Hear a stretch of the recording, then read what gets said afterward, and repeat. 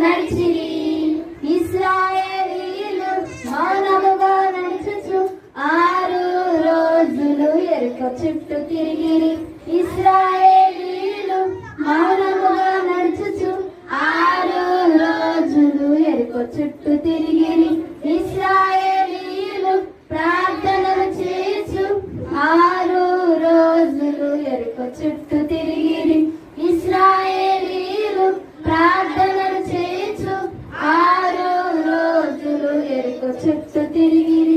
7వ రోజున బూరలోను చుండగా గొప్ప శబ్దముతో